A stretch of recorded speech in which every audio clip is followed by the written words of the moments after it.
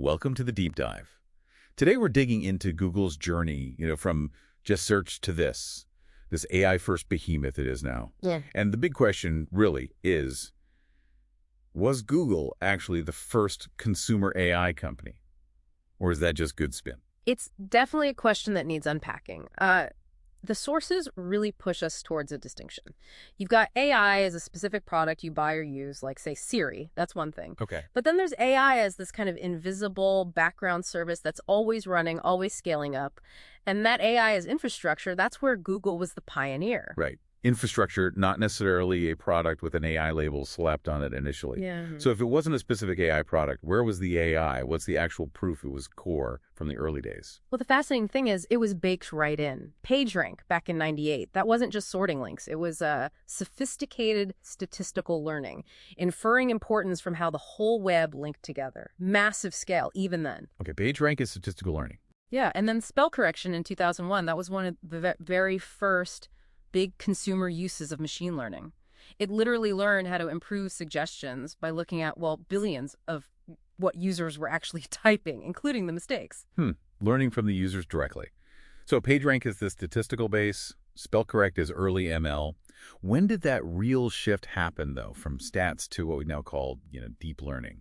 That leap forward, I think you point to RankBrain. That was 2015. It was Google's first deep learning system in search, specifically designed to handle those weird, ambiguous queries, the ones no one had searched for before. The long-tail queries. Exactly. And you can't separate that from the DeepMind acquisition in 2014 because AlphaGo's win in 2016 wasn't just a PR stunt. It showed the world. And crucially, it showed Google internally what AI could really do. It lit the fire for the AI-first strategy. Got it.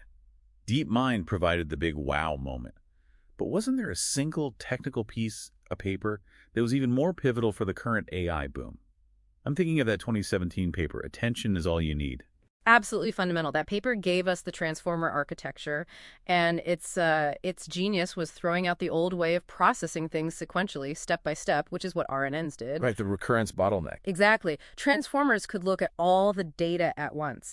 That enabled massive parallel processing on GPUs, TPUs. Suddenly, training models with billions, now trillions of parameters became feasible.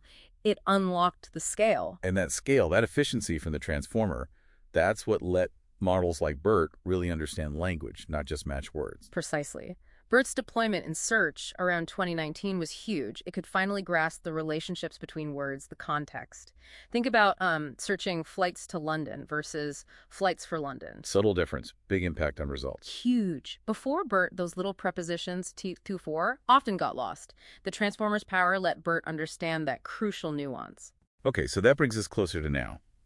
Google's current push with Gemini feels very aggressive, maybe spurred by competitors like ChatGPT.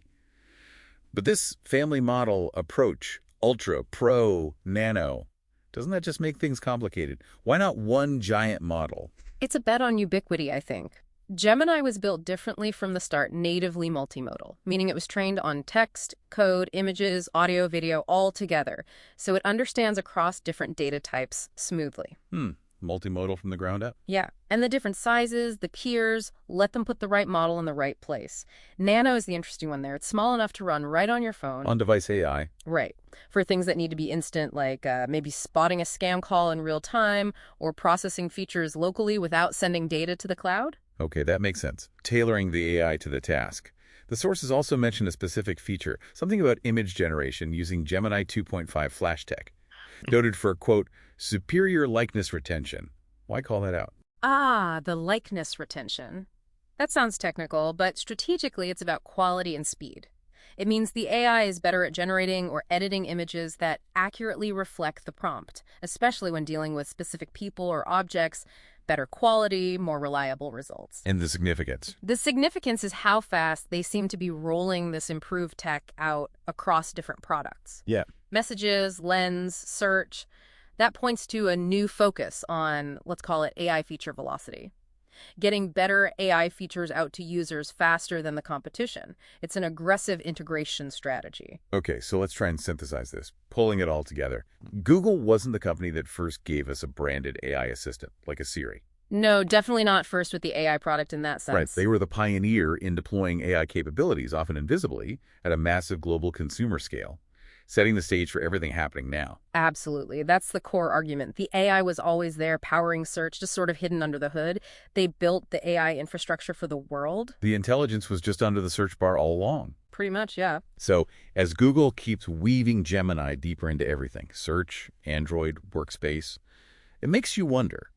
Here's something for you, the listener, to think about. An AI that can move between your apps, like Circle to Search hints at. What complex multi-step tasks do you think that kind of integrated agent will tackle next? What problems could it solve, moving seamlessly across your digital life?